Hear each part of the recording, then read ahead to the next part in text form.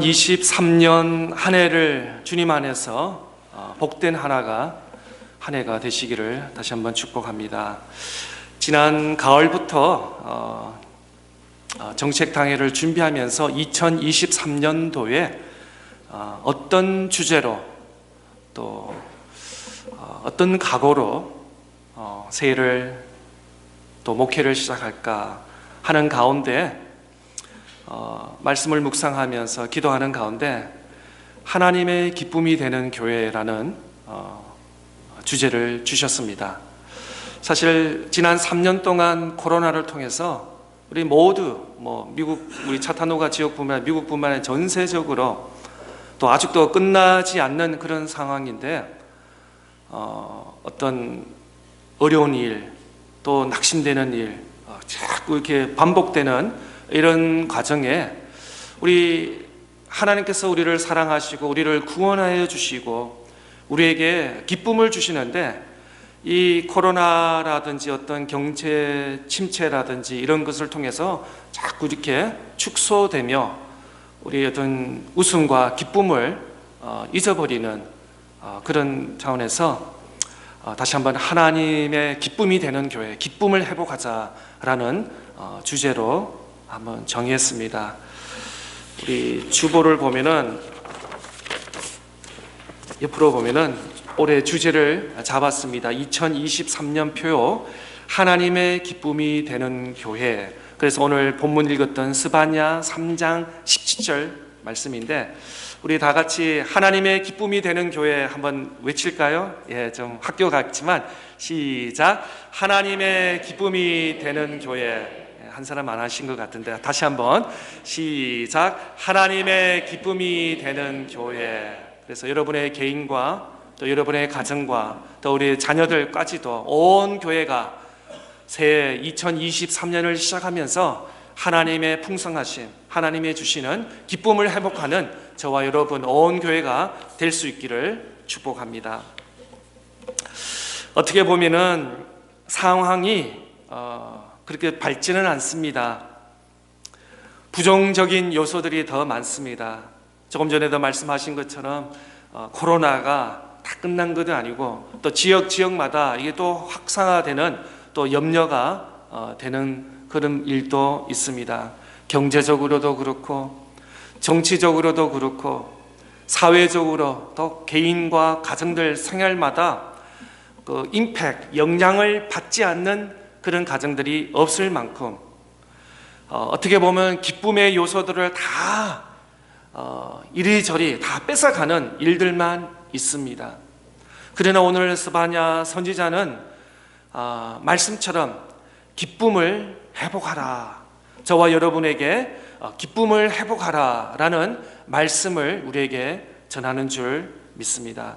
오늘 말씀을 보면 스바냐 선지자는 예루살렘 사람들을 부르고 있습니다. 그리고 그는 그들에게 전심으로 기뻐하며 노래를 부르자고 말합니다. 사람들이 기쁜 일이 있을 때는 흔히 노래를 부릅니다.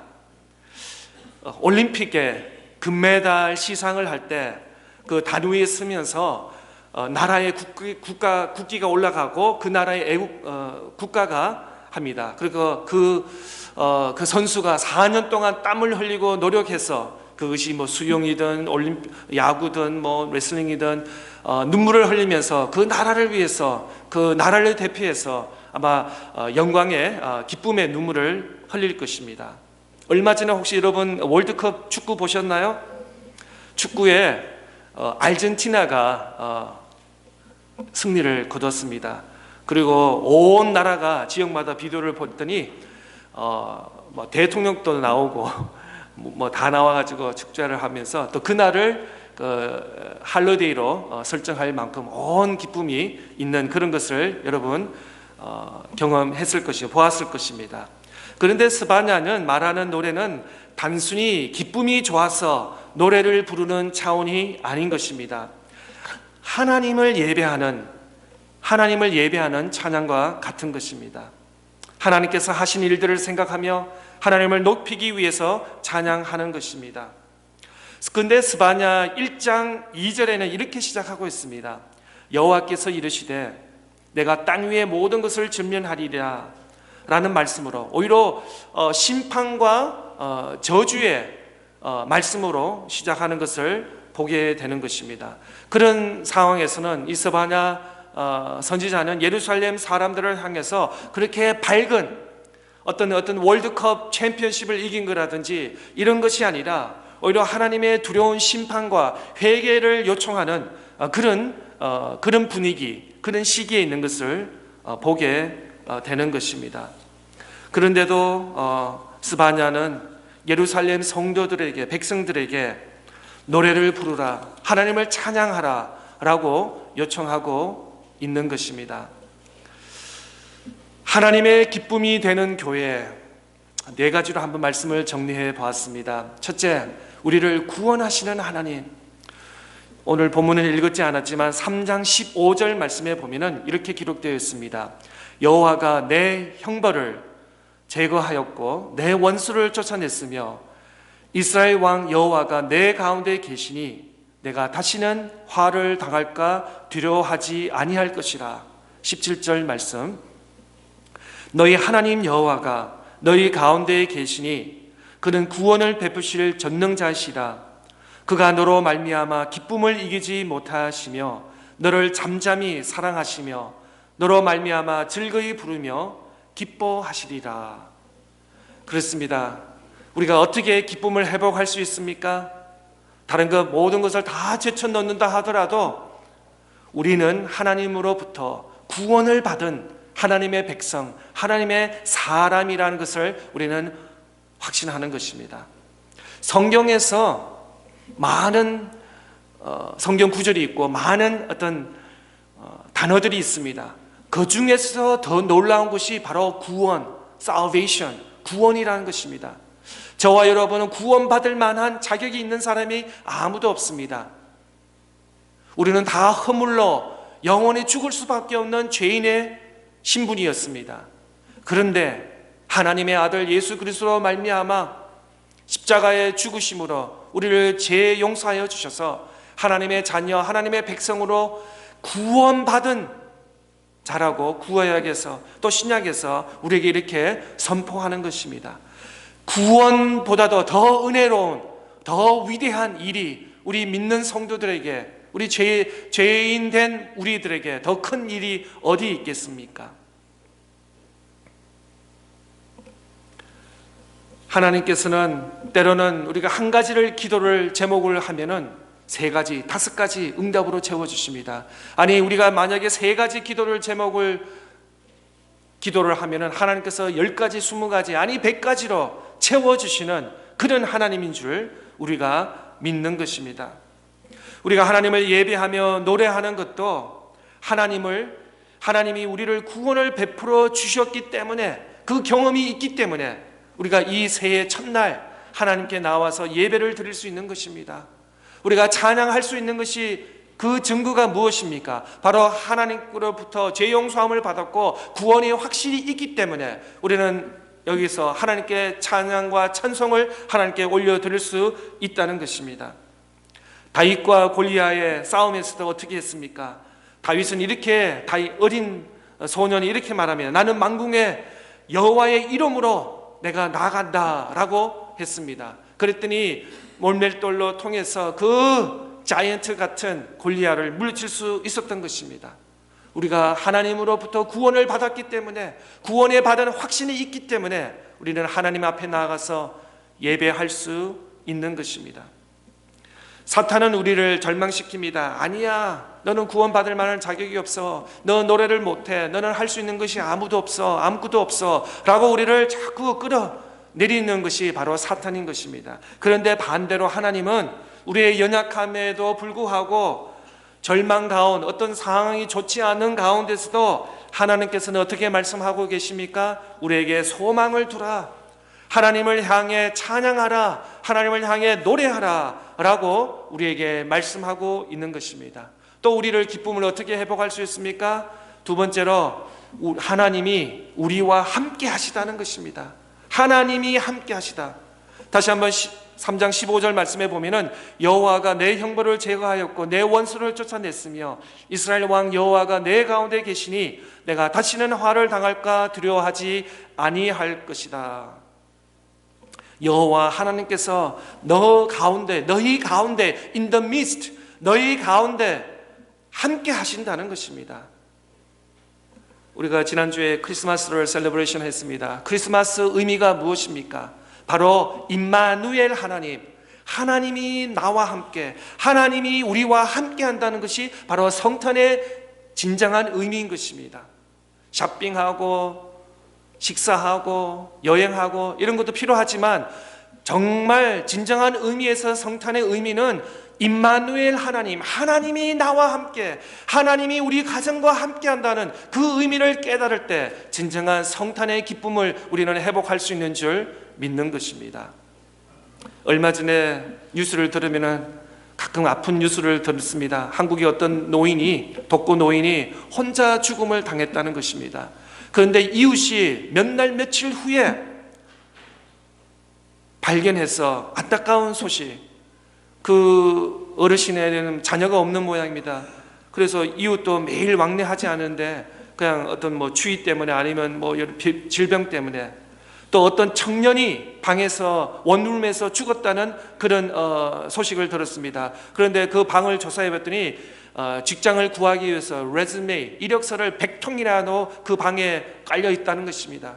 얼마나 그 청년 마음에, 정말 100통이라면 얼마나 많이 열심히 인터뷰도 했고 레즈메를 썼는데 아무도 그 청년을 하여할 그런 회사와 어떤 사업장이 없었다니, 얼마나 그 청년 마음에 사회로부터 버림받고 혼자 서 있는 그런 안타까운 마음 때문에 결국 자살을 하게 되는 그런 안타까운 소식을 여기저기 들을 때마다 마음을 아프게 합니다. 그런데 하나님이 내 주변에 아무도 없다 하더라도 하나님이 나와 함께 하신다. 임마누엘 하나님이 함께 하신다. 그래서 코로나 가운데서도 이 교회가 필요한 것입니다. 그런 가운데도 우리 믿음의 공동체가 필요한 것입니다. 모르겠습니다. 우리 가운데도 슬픔과 외로움과 있는 성도가 한둘이 있을 수도 있습니다. 그래서 우리는 가끔나 연락도 하고 전화도 하고 만나기도 하고 한 주간 어떻게 지냈냐 권면도 하고 서로 안부도 묻는 것입니다. 저는 개인적으로 함께라는 단어를 좋아합니다. Together. 가족이 있어서 감사하고, 믿음의 교회 성도들이 있어서 감사하고, 또 매 주일마다 우리가 예배드리고 찬양하고 성도의 교제를 나누어 있어서 얼마나 감사한지 모르겠습니다. 세상에 살면서 좋은 일만 어떻게 있겠습니까? 좋지 않은 일들이 파도처럼 올 때도 있습니다. 어렵고 힘든 일을 만날 때 어떻게 합니까? 옆에 위로자, 또 우리 믿음의 성도들이 서로가 서로를 권면하고 서로가 필요한 것입니다. 저 개인적으로 좋아하는 성경 구절이 있는데 이사야서 41장 10절 말씀, 너무나 잘 아는 말씀, 우리 다 같이 한번 읽어볼까요? 시작. 두려워하지 말라, 내가 너와 함께함이라. 놀라지 말라, 나는 내 하나님이 됨이라. 내가 너를 굳세게 하리라. 참으로 너를 도와주리라.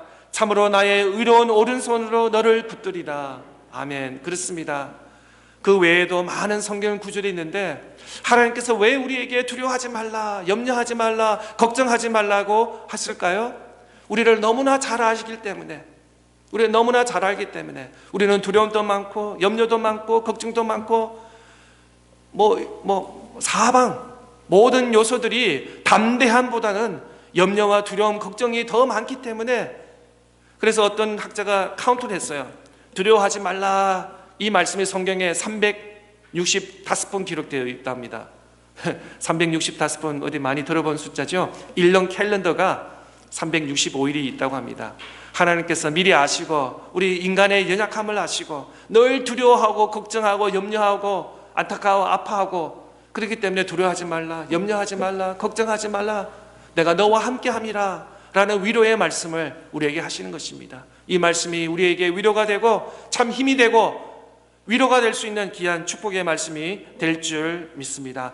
어떠한 상황에 있을지라도 우리 믿는 성도들은 임마누엘 하나님, 하나님이 저와 우리와 함께 하시는 그 놀라운 구원의 사실, 함께 하신다는 그 하나님의 약속을 잊지 마시고 늘 그 은혜와 축복으로 우리가 담대히 세상을 나아갈 수 있는 저와 여러분 다 될 수 있기를 축복합니다. 세 번째로 우리가 기뻐할 수 있는 이유는 하나님께서 우리를 기뻐하신다는 것입니다. 다시 한번 3장 17절 오늘 본문 말씀 보겠습니다. 너희 하나님 여호와가 너희 가운데 계시니 그는 구원을 베푸실 전능자시리라. 그가 너를 말미암아 기쁨을 이기지 못하시며 너를 잠잠히 사랑하시며 너로 말미암아 즐거이 부르며 기뻐하시리라 하리라. 우리 교회가 매주일마다 하나님 앞에 나와서 예배를 드립니다. 온 마음과 정성을 다해 하나님 앞에 예배를 드립니다. 하늘에 계신 하나님께서 얼마나 기뻐하시겠습니까? 여러분 다들 아이를 양육한 경험이 있으시고 지금도 있지만 어릴 때 그냥 뭐 코를 흘려도 죄송하니까 똥을 싸도 얼마나 아이가 귀엽게 보였습니까? 그죠? 마찬가지예요. 아이가 그냥 이 교회 앞에서 지난 주일날 성탄 행사를 하면서 아이가 그냥 서 있기만 해도 얼마나 감사해요. 그죠? 다른 아이들은 이렇게 보는데 내 아이는 저기 보는데도 그냥 그 엄마 아빠는 그냥 정신을 못 차리고 있어요. 예? 내 아이가 그냥 여기에서 연주를 하든지 서 있기만 해도 그냥 부모 입장에서는 그냥 정신을 못 차려요. 마찬가지 우리가 매 주일마다 신령과 진정으로 하나님을 찬양하고 예배하면은 하늘에 계신 하나님께서 기뻐하셔서 어쩔 줄을 모를 줄 믿습니다. 그래서 하나님께서는 예배하는 것을 제일 최고로 우리가 어떤 일을 하는 것, 어떤 사역을 하는 것보다도 하나님 앞에 나와서 신령과 진정으로 예배하며 하나님께서 최고의 영광을 받으시는 줄 믿는 것입니다. 하나님께서 우리 믿는 성도들이 예배하면은 하나님 어쩔 줄을 몰라요. 구하는 모든 기도의 제목마다 다 그냥 응답해 주세요. 30배, 60배, 100배, 1000배로 하나님께서 채워주시는 은혜와 축복이 우리에게 임할 줄 믿습니다. 예, 하나님은 주었다 뺐다 제거하는 그런 하나님이 아니세요.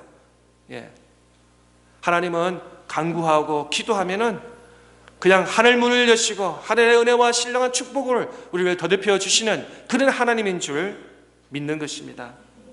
하늘의 하나님께서 기쁨을 이기지 못하신다라고 말씀하십니다. 하늘에서 하나님께서 너무 기뻐하셔서 하나님의 자녀들이, 하나님의 백성들이, 하나님의 성도들이 찬양하고 교회에 모여서 서로 사랑하고 서로 위로하고 권면하고 서로 세워주고 그럴 때 하나님께서 얼마나 영광을 많이 받으실지를 여러분 한번 생각해 보십시오. 새해를 시작하면서 다시 한번 우리 하나님 앞에 다짐하기를 원합니다. 하나님 앞에 예배 드리는 것을 최고 우선으로 두시는 저와 여러분 다 될 수 있기를 바랍니다. 시간이 나서 형편이 돼서 아니라 주일은 온전히 하나님의 시간, 하나님께 예배하는 시간이라고 우리가 마음의 확정을 드려서 그 시간은 다른데 신경 쓰지 마시고 온전히 하나님께 나와서 예배할 수 있는 그런 은혜와 축복이 저와 여러분에게 임하기를 축복합니다. 어떠한 상황 속에서도 하나님 앞에 예배드리는 삶이 저와 여러분 되시기를 바랍니다. 마지막으로 기쁨을 회복할 수 있는 것은 우리를 축복하시는 하나님이라고 말씀하고 있습니다. 19절 20절 말씀에 보면은 그때에 내가 너를 괴롭게 하는 자를 다 벌하고 저는 자를 구원하며 쫓겨난 자를 모으며 온 세상에 수요받는 자에게 칭찬과 명성을 얻게 하리라. 내가 그때에 너희를 이끌고 그때에 너희를 모을지라. 내가 너희 목전에서 너희를 사로잡힘을 돌이킬 때에 너희에게 천한 만민 가운데서 명성과 칭찬을 얻게 하리라. 여호와의 말이니라. 여기서 19절 20절 말씀에 동일하게 반복되는 것, 칭찬과 명성, 또 20절에서는 명성과 칭찬. 하나님을 예배하고 하나님을 믿고 하나님 말씀대로 순종하며 사는 그 성도에게는 하나님께서 칭찬과 명성과 칭찬을 주신다고 말씀하고 있습니다. 이 칭찬과 명성이 뭐예요? 바로 하나님께로부터의 축복을 말씀하고 있는 것입니다. 하나님은 우리와 함께 노래하기를 원하십니다. 우리의 상황은 그렇게 노래하고 축제할 수 있고 박수할 수 있는 그런 환경이 아닙니다. 그런데도 스바냐 선지자는 우리에게 하나님 앞에 나와서 노래하라 라고 말씀하고 있습니다. 기쁨을 회복하라 라고 말씀하고 있는 것입니다. 왜? 하나님께서 우리를 구원하셨기 때문에, 왜? 하나님께서 우리와 함께 하시기 때문에, 왜? 하나님께서 우리를 축복하여 주시고 우리를 통해서 기뻐하신다고 말씀하셨기 때문에, 그런 하나님으로부터 축복을 받는 저와 여러분, 새해에도 하나님의 은혜가 온 믿음의 가정 위에 함께 하시기를 축복합니다. 스바냐는 예루살렘 사람들에게 하나님이 너희 가운데 계심으로 인하여 기뻐하며 노래하라고 말씀하고 있습니다. 2023년 새해 하나님을 우리 삶의 중심으로 모시고 하나님과 함께 노래하며 기쁨이 충만한 삶을 사는 저와 여러분, 우리 온 믿음의 성도들, 우리 교회가 될 수 있기를 예수님의 이름으로 축복합니다.